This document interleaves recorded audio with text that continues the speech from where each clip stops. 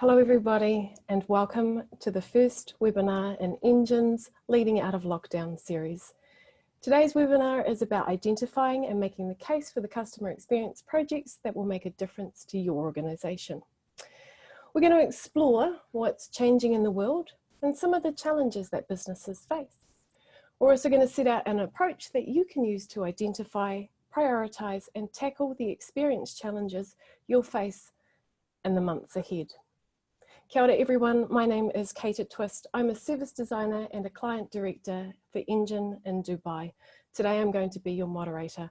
We're joined by Oliver King, one of the founders and managing partners of Engine, and also James Samperi, who is the managing director here in Dubai. Before we get started, I'm going to ask Ollie and James to introduce themselves and to share some of their background. Over to you guys. Hey. Hi guys, my name's Ollie. I'm a managing partner at Engine.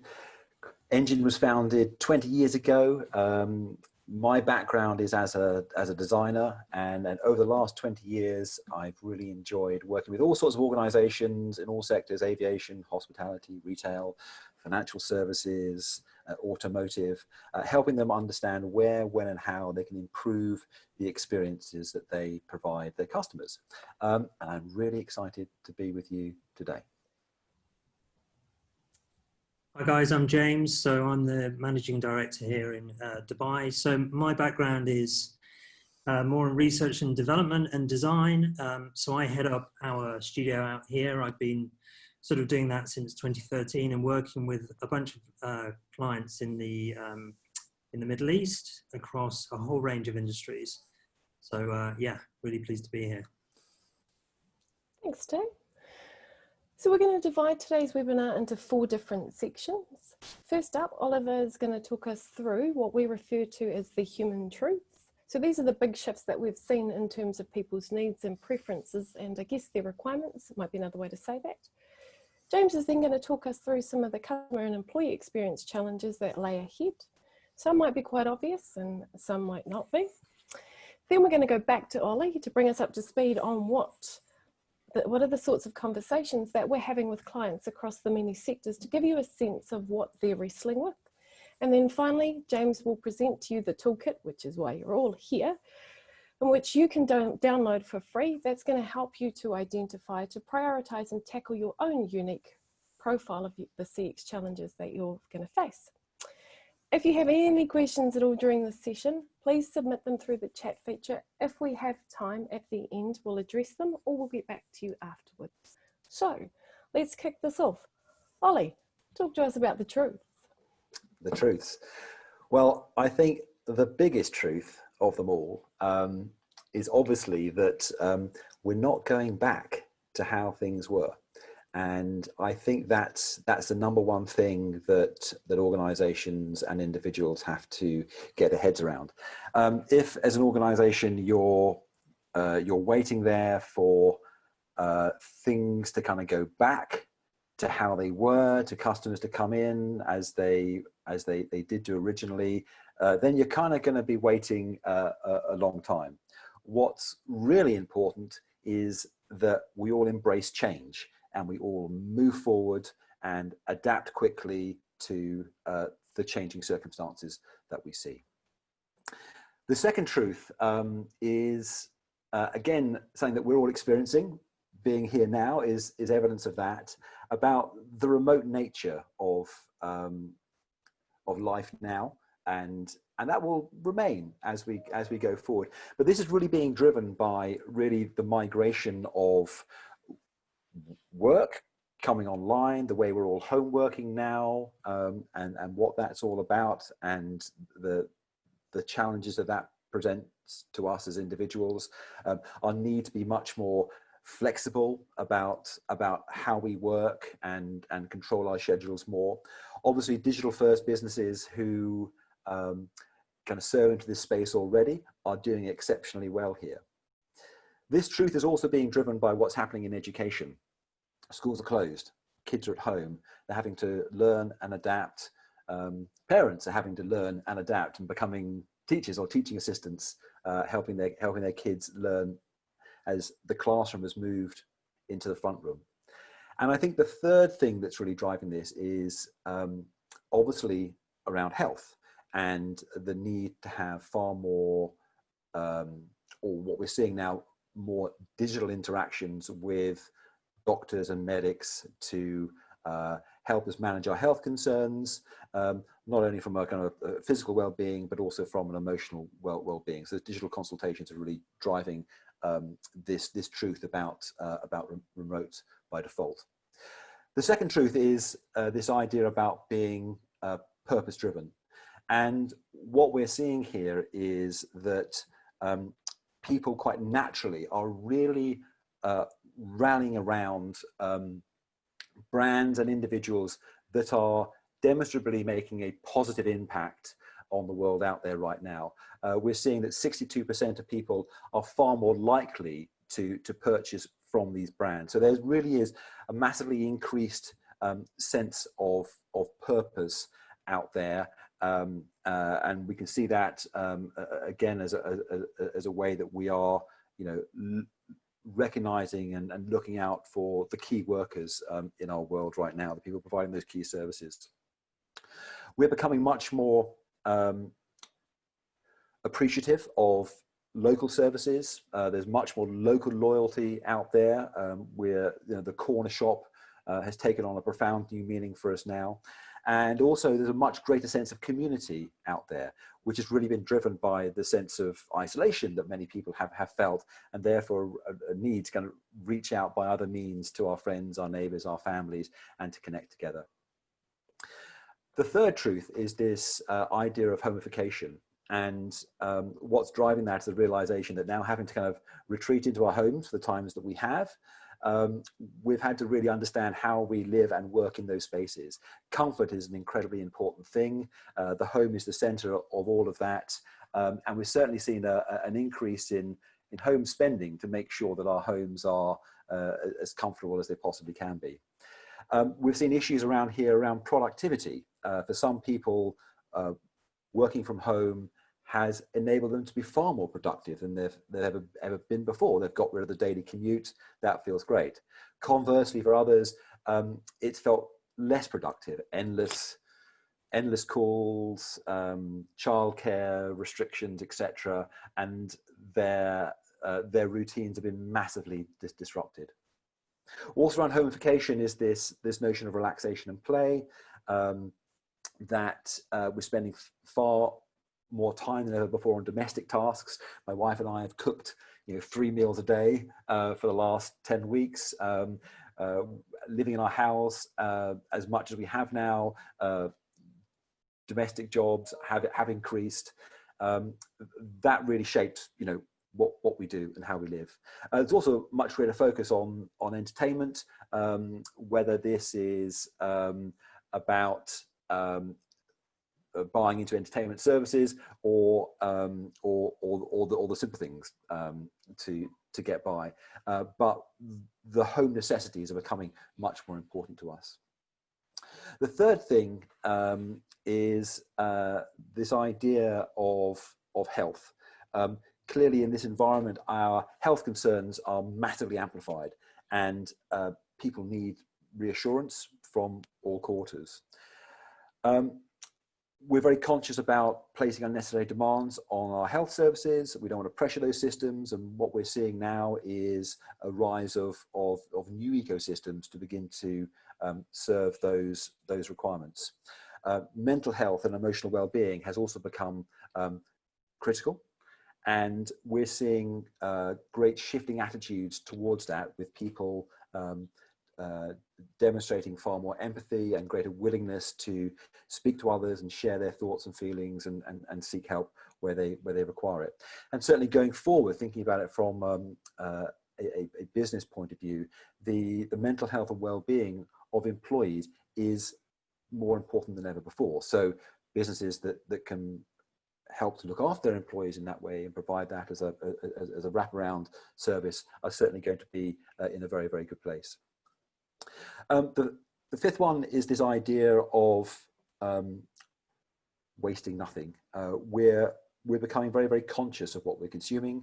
We're seeing that our spending habits are really changing. We are prioritizing what we purchase around what's essential for us. So we're buying more things that are essential and less things that aren't essential, obviously. And we're being far more conscious in our consumption, trying to ensure that we don't waste things, that we are more considered about what we buy, and we limit those purchases to things which we think are sustainable and are going to kind of work well for us going forward. The sixth thing is around this idea of critical citizens, and governments around the world are coming under increased scrutiny from their citizens, and the citizens' expectations are that those governments are going to be dealing with things in the right way and making the right decisions at the right time. It's clear that actually, for nations to succeed, that governments and citizens need to kind of work hand in hand, and there's a great degree of compliance that's required to make these things happen. We're also seeing in times like these that everybody naturally looks to support more kind of centralized authority. So you look out to the people who you think should know or who are leaders in their field to seek their advice. So that presents great opportunities for organizations that find themselves in these very kind of credible positions to help lead the way and move through. And of course, going back to that previous point about being very purposeful, ones that do that in the right way, in a very conscientious, selfless way, are going to succeed. Trust is a critical element here. We're looking around to experts to help kind of guide us through this process, and individuals and brands that can do that, as I say, are going to go well. I think around this theme as well is this idea that there's going to be a slow pace, a slow return to things, and people are going to start doing things differently only really when they feel safe to do so. Although I think some of the changes we're seeing and people moving towards more digital forms of interaction, a good degree of that is going to remain going forward. And the last truth we're seeing is this idea that we sort of headline as this virtual normality. We're seeing that there's a whole set of kind of digital etiquettes that are emerging. So contactless is going to clearly become the norm going forward, and we're also embracing much more interactions with AIs and virtual services, which is part of the course. There's really just an acceleration into the future as we thought things should be. We're seeing a much faster adaptation of digital experiences, whether it's for example, my 84-year-old mum, what she's doing now digitally is incredible. I couldn't have imagined that. And likewise, the other extreme, my 8-year-old daughter, what she's able to do digitally is incredible compared to what I thought she should be able to do several months ago. And obviously this expansion and growth in digital services is really going to shape the future growth in these areas. So those 7 truths are out there. They really are shaping how people think and how they behave and how brands respond. And it's interesting to see how these things begin to play out. Thanks, Ollie. I think that's a really good reflection of some of the conversations that I'm having with my work peers, but also across digital formats like Zoom with the design community, LinkedIn as well. So what I think that raises a really interesting question for me is around how permanent these changes are. Do you think these are permanent changes, or is it just something that's going to happen for now? I think they are. I think all of them will remain. Some of them will become more permanent than others. So I think there certainly are things in here about our relationship with technology, our attraction to businesses that are being much more purposeful, the way we expect to interact. I think those things will remain and will be strong. I think there might be other things that as we go further forward, as we kind of go beyond this pandemic age, and we're not just talking about it now, but obviously the waves that go ahead.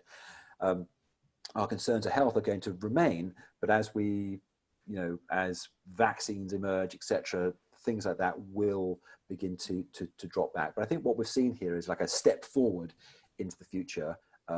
Some of these things will be more important as time goes by, and some less important, but they will all remain there to be considered in the design of experiences. Great, thank you.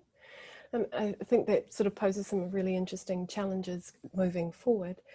And let's talk a little bit more about challenges. James, are you seeing some consistency or some themes in the challenges that businesses are facing at the moment? Thanks, Keita. I guess the short answer is yes. I mean, we're fortunate enough to be able to kind of work across a number of different sectors. And I think we're having a number of different conversations which we're realizing have, I guess, common elements to them. So one of the things that we thought we would sort of play back to you guys is kind of 9 key areas that we think organizations are facing, but they're kind of 9 areas that I think customer experience and service design and service development people should have a particular sort of focus on. So the first one really is, all of us who look to sort of design or measure or enact a customer experience of some description very much focus on the customer. But I think, one of the things that Ollie mentioned earlier is the importance and the increasing importance of the employee experience. So for me, that slightly twofold in that, there's an immediate term challenge, which is about, how do we get people back to work? How do we get them back to work safely? How do we keep them that way? And it not only affects people who are working on the front line, but also people who may be working, back of office. And how do you keep a consistent narrative between those frontline employees and the organization to ensure that you can, work through all of the new requirements that you have? So whether that be sterilization or temperature testing or any of those new requirements, and actually make sure that the well-being of employees is front and foremost of your mind. I guess secondary thing around the employee experience is really organizations thinking about that. I guess we've had a little prototype. We've had a little prototype of what would happen if we didn't have this central office location and we didn't have to work here anymore. What if we all had to go and work, in our back bedrooms? What would that be like? Well, we've kind of experienced that, and we've realized that things don't fall apart. And actually, some of that is preferable. You're seeing organizations such as Twitter and Google saying, hey guys, you just work till the end of the year at home, and then we'll just see how it goes. And I think there's going to be a reevaluation of the idea that we all need to kind of commute for an hour to get into a central location. And there's going to be a sort of desire to try and work out what does a flexible workforce actually mean in terms of the employee experience. So I think that's going to be a really interesting growth area for customer experience professionals to think about. And I think there's a very practical sort of sense of how do you design some of these employee journeys where in fact we're seeing for the first time people being interviewed, getting jobs, being onboarded, going through their induction, getting their progress sort of conversations and meetings, and they're not even leaving their bedroom. So actually, how do you create things like a company culture? How do you do knowledge share? How do you do those water cooler moments when actually you're a slightly more disparate workforce? So I think the employee experience is a really interesting area that we'll see some growth in from a customer experience perspective, and certainly a key challenge. Obviously, the customer experiences that we're all designing are going to change. I think a lot of stuff that we would consider within those journeys and things that we've taken for granted for quite a long time, all of that's sort of out on the table at the moment. We don't quite know how some of those things are going to shape up. Customers have got new attitudes, they've got new needs. Some of our touch points don't actually work anymore. So what we're going to have to do is reevaluate the customer journeys and which touch points and which journeys is going to be an ongoing conversation for the next sort of 12 to 18 months. And I think we're already seeing big shifts in sectors that we work on. So, we're seeing a shift from, convenient grocery shopping all the way through back to kind of shopping for a month again, you know, this kind of stockpiling of food and planning ahead. And, you know, how effectively my parents in the 70s and 80s used to shop, you know, but now with the convenience culture, a lot of that has shifted, but we've shifted back. How much of that will sort of endure beyond this initial phase? And certainly in Dubai, where we've had sort of heavier restrictions, we're seeing, you know, families being excluded from malls. We're seeing if you're over 60, you can't go out into public. So what do we do to provide provision for service for those people? And what additional services do we need to provide in order to ensure that people aren't excluded or some of our most important customers are catered for? So I think CX departments will have to rethink and remap their new customer journey landscape and then reevaluate the impact that COVID-19 is having on each of their existing touch points. And I think sort of at the core of a lot of the first reimagining of what those customer journeys might be like, a big challenge is how do you begin to take a role in communication? So I think organizations now play an important role in ensuring that customers have the right information at the right time. And customers are seeking advice, so whether it be from government bodies or brands that they trust, to be able to guide them and keep them safe.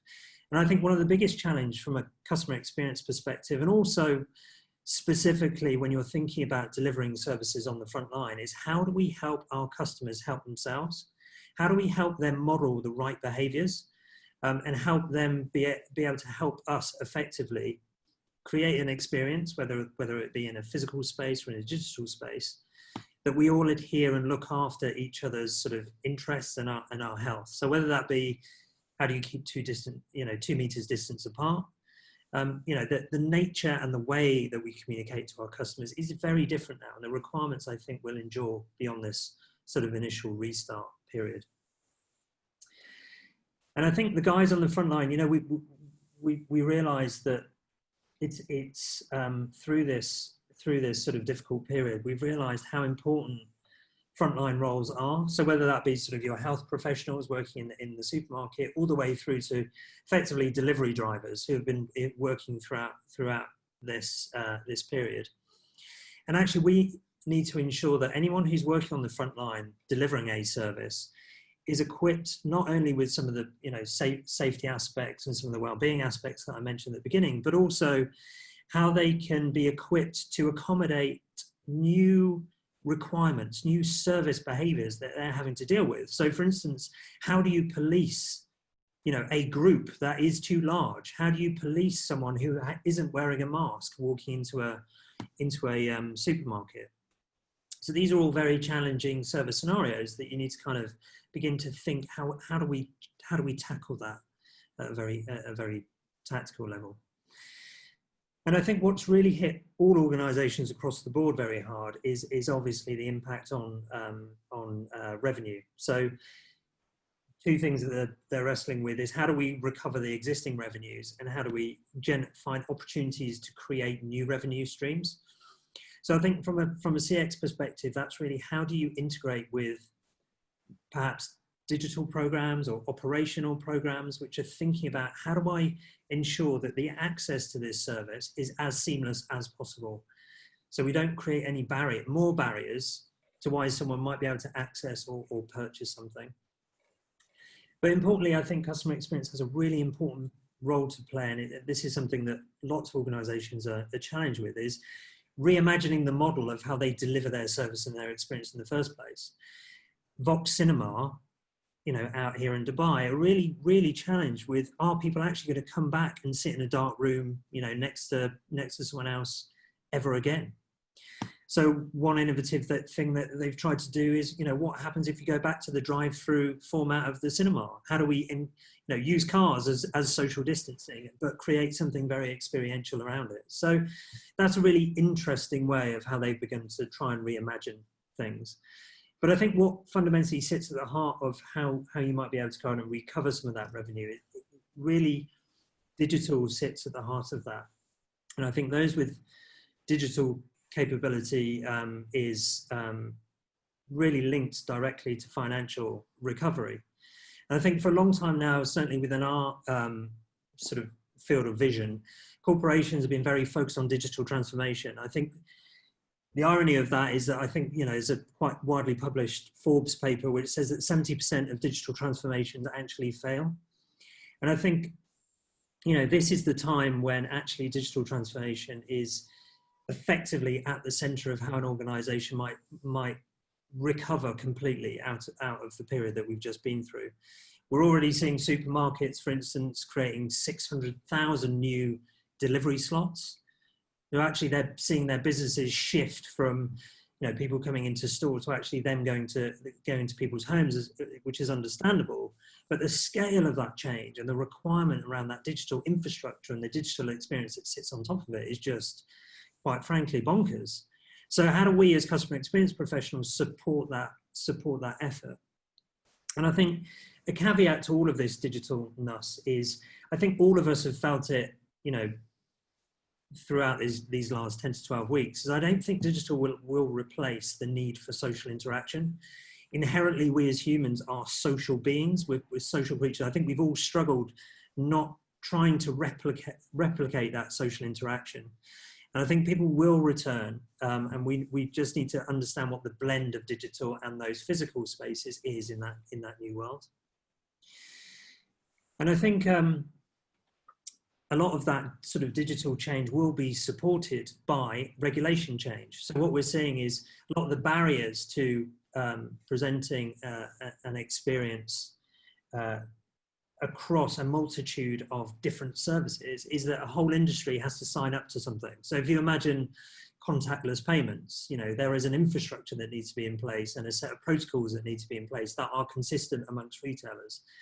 And I think what we'll see is a lot of change at the regulatory level that will force a number of behaviours and help a number of organisations implement things that perhaps have sat on a roadmap for quite a long period of time. And I think ultimately, we as customer experience people and people who help design, deliver services, I think understanding what we measure and how we measure it will become increasingly important. So whether you use NPS or CSAT or whatever you use in order to kind of measure your customer experience, we need to make sure that we're not only measuring the right things, that we are not missing out on what are the new behaviors and the needs of customers. But also, importantly, we need a way of being able to respond in a very agile way to the changes that we see. What we live in now is a much more dynamic world. And I think it's going to be, how do we link that measurement into a more agile sort of process to be able to kind of tactically respond to some of those things in real time.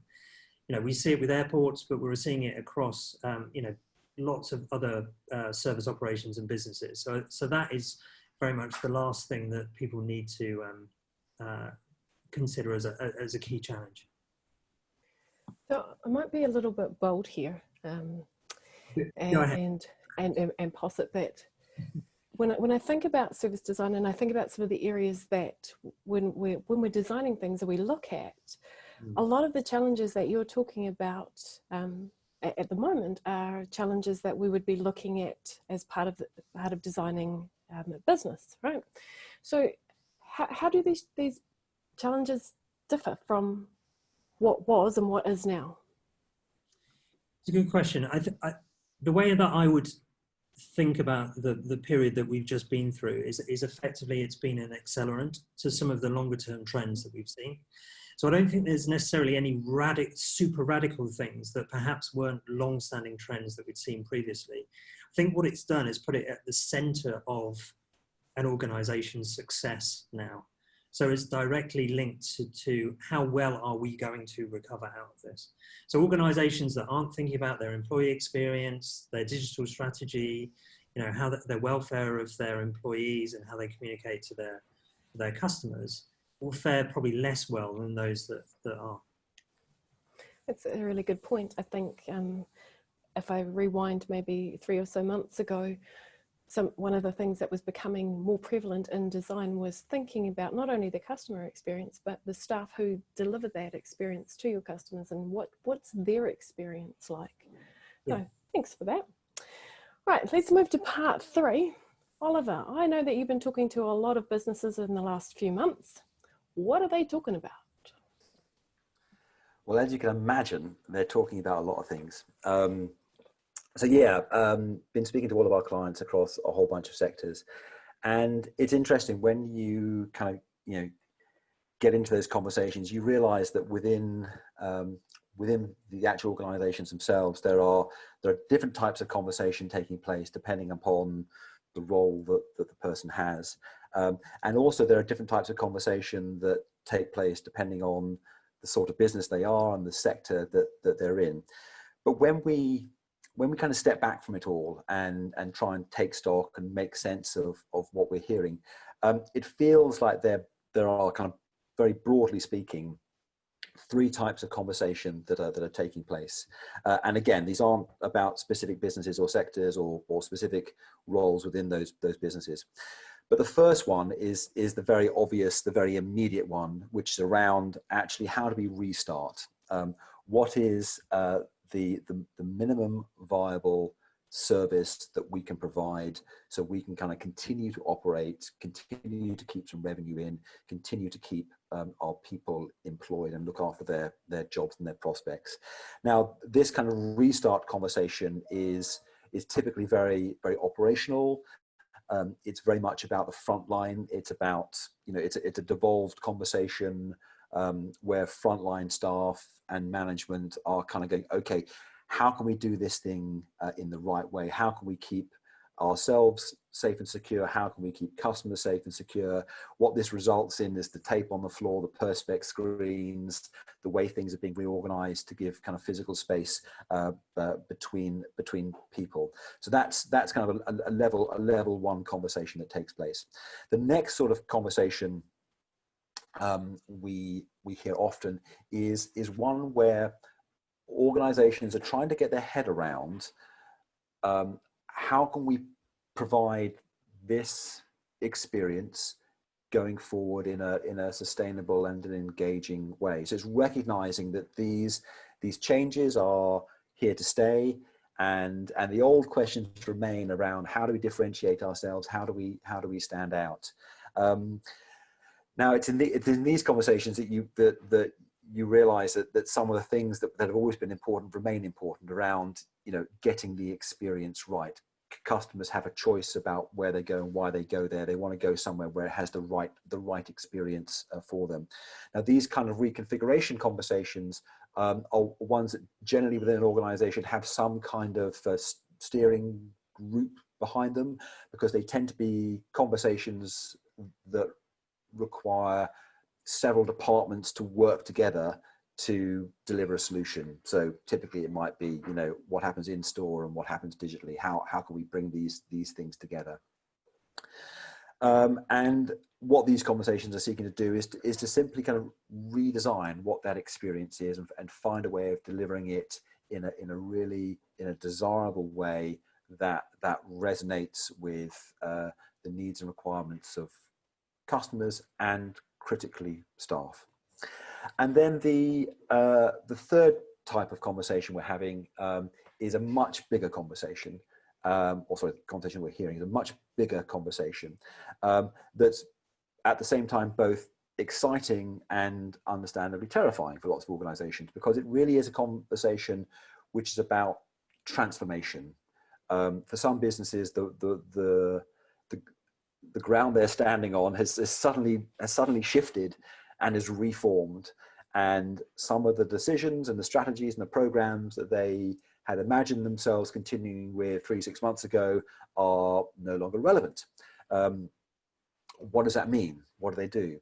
For some of them, they have seen amazing opportunities. I mean, every day I am impressed by seeing the entrepreneurship out there, the way businesses have embraced the challenge they've seen and have found ways to continue, new ways to supply demand out there in really thoughtful, delightful, engaging ways. So this transformation, this reimagining thing is big. It usually exists at board level. There are some big conversations that are taking place, big reinvestment decisions. Maybe they turn around and saying, actually, that property investment we were going to do, that's no longer relevant. And actually what we're going to do is move that money across and accelerate our digital transformation program, or the things we were going to put in place for our employees are no longer relevant in that way, and they have to be done in this way. So 3 types of conversation there. They're not attached to any particular sector or any particular job role, but we see them out there. And I think what's really important is to understand which of these conversations is taking place and how they link together. And the challenge that businesses have is how they move forward with almost these 3 conversations at the same time. Right, so to recap, what we're hearing is that different businesses and different individuals might be dealing with different issues depending on which phase they're in. So restart, reconfigure, reimagine. And we've also explored that there's a fair few different types of challenges that they're facing as well. Which leads us to the next bit, which is why everyone's here. And it's all around that toolkit. So we've put together a toolkit that you can help to use, so that you can use to help, try that in English, you identify to prioritize and tackle the challenges that you're facing. James, who's much more articulate than I am, is going to take you through that toolbox. Thanks, Keita. So we have, we've been working with a number of different clients. That's unusual, seeing myself. We've been working through a number of different, with a number of different clients in order to kind of establish a way that they can work through, as Ollie was saying, a sort of a mush of thinking about everything all at the same time. So how do they begin to take more of a logical approach to the development of their CX program, or reimagine what their CX program might look like based on the new priorities that they're having. So what we thought is we've run this process through with quite a few of our clients now. So what we thought we would do is just make it available for everyone to be able to kind of run it themselves. So it's a pretty simple process. What it requires is you to be able to kind of run it with either your CX team. If you don't have as many people in your team, it's about working with a larger, wider organization, or some of the people that you think might be within a working group of some description. But it's a simple 5-step process, and it revolves, I guess, around 3 sort of key frameworks. So the first one is a CX checklist. The second one is a CX projects map. And then the third thing is a CX priority capture sheet. So all you need to do is effectively download the templates, which we'll make available after this webinar. And what I can do now is just step through how you can begin to use those templates within a session with your teams. So step 1 is really about brainstorming where your key challenges are. So what we've provided is just a very simple grid, which is revolves around the 9 key challenge areas that we think organizations face, and the key ones we think that customer experience can have a real impact on in terms of what we've heard and what we ourselves believe. So the first part of this is to really just brainstorm across those 9 different challenges a number of questions. So what we've also provided in this framework pack is a number of how might we questions, which are a really useful springboard. So you can look at these and you can print these out. You can begin to look at, okay, how many of those are relevant to me? You'll need, as always with service designers, after all, a bunch of Post-its and pens to be able to add your own and populate that challenges sort of column against those 9 different areas. What you'll find is that, some might be heavier than others, but what it will effectively do is it will give you a sense of order to how those challenges break out across the nine key areas. Then what you're able to do is begin to discuss the action that you need to take in order to address those challenges across the restart, reconfigure, and reimagine periods. So what we've found is useful is talking about effectively a 0 to 2 month window. So this is very much the tactical side of things. Then the 2 to 6 months. So how do we need to reconfigure things? So, you know, one of Keita's questions to Ollie a lot of the time is how much of this is here to stay? It's about identifying those things that are here to stay, and how do you have a more permanent plan to addressing those things? And then what are the things that you need to think about in the reimagine space? So if we don't think about it now, then, you know, in 12 months time, this is really going to bite us in the bum. So effectively, we've played through an example here. So for example, you know, if we were a supermarket, these are some of the things that we might start to think about and start to map across not only the challenges, but in the restart, reconfigure, and reimagine periods. So once you have those challenges mapped, and once you have those actions mapped against the 3 phases, what you want to do now is divorce those actions from those 9 areas. So the worst thing to do would be to try and execute those things within those, effectively those siloed areas. What we do know from a customer experience perspective is we need to combine a lot of those activities to actually provide us with quite a rounded solution. So what we provided here is a simple 2x2 map. So it allows you to map those actions against which things are very strategic versus tactical, and what is the level of complexity or change required to enact that thing. The grey areas in the side are really sort of no man's land. There's typically nothing that you want to do that's tactical that requires high levels of complexity or change. And typically there's unusually things that are highly strategic that require super low levels of complexity. If there is anything that sits in there, that's brilliant. But just to highlight that there's probably very few things that fit in there. So when you map the action on that map, you begin to see clusters of activity that cross those 9 different areas. Now, what's really useful about this is you can begin to start having conversations about shaping up bigger activities and bigger actions and effectively create a new set of projects. What you should see is the stuff that you believe is important from your existing CX program should still exist within here, but maybe tweaked to respond to the new requirements, the new needs. But you should have a host of new activity that you see as important. So once you've had those conversations, you can begin to cluster those things and create subclusters, which will provide you with effectively projects. So again, with my supermarket hat on, I've got a bunch of things that I need to do in the next 0 to 2 months, which are about CX mitigation. So they're really about how do I pilot my tactical changes within certain key stores to be able to mitigate some of the challenges that I know we're going to have in the short term. But also I know that actually delivery is going to be a really important part of our experience going forward. So how do we reimagine the experience of digital based on the fact that we've added 600,000 new slots. So actually we can't do delivery in the way that we used to do it. So we need to reimagine what that looks like. And we pretty much need to start thinking about that today. So you can see, you can begin to get to a smaller set of effectively projects that can begin to form your new CX program plan. And the last real framework is for you to enable you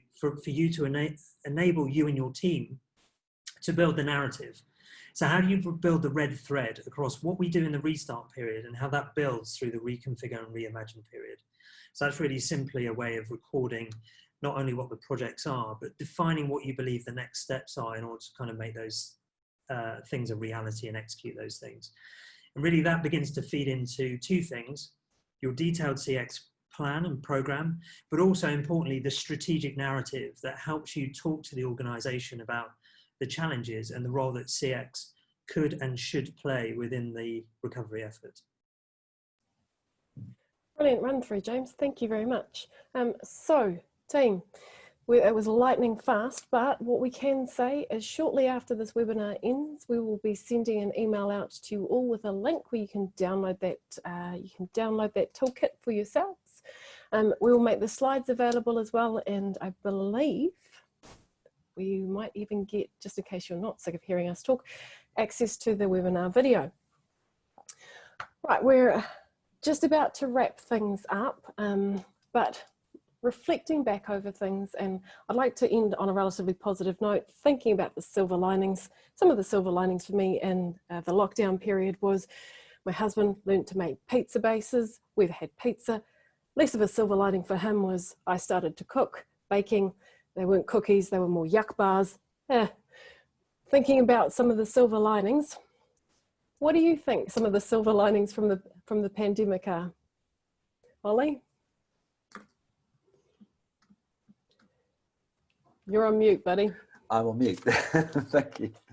Well, sadly, I haven't learned to bake. I keep trying, but I keep messing it up. For me, I think the really big silver lining here, from a professional point of view, is actually the importance of experience. There have been lots of people who have been saying, actually, experience isn't important anymore. It's all just functional. It's not. That could not be further from the truth. And particularly coming out of lockdown, as we have done, you know, we are humans. The need to connect, a relationship, the social element is absolutely critical. And for me, therefore, the importance of imagining and delivering an engaging, warm, human experience is absolutely vital. What we've seen today and what we see around us are a whole bunch of requirements that just need to come in to the experience design process to propose solutions that appeal to people. So for me, that's the really big thing about this. Experience is absolutely critical. You've got to make sure that those experiences are as human and engaging and warm as you possibly can. Warms my heart to hear you say that. What about you, James? What do you think? Well, now my cockles have been warmed. I feel I broadly feel optimistic. I think, you know, we've been through a really tough period, and you know, I know there's been a lot of volatility, but I think, you know, my broad sort of feeling as we see ourselves slowly coming out of this is a feeling of optimism. And I think it's a really prime opportunity to do some really interesting work. And I think for once, I think some of those key issues that perhaps have been bubbling along for quite a long period of time have now come to the forefront. And I think they're really interesting and valuable challenges that all service design, customer experience professionals and product development people should get really excited by. So yeah, broadly optimistic and yeah, hopeful, I think. A fantastic note to end on. So ladies and gentlemen, that is our time. I hope you have enjoyed the discussion, and I hope you will take the opportunity to download the toolkit once you get that email. Thank you all for joining us. Again, thank you to our panel of experts, Ollie and James, much appreciated. Also, keep your eyes open. We'll be running more webinars for you. We're going to be exploring the post-pandemic customer needs. So check in and keep updated. Thank you very much, team. See you later.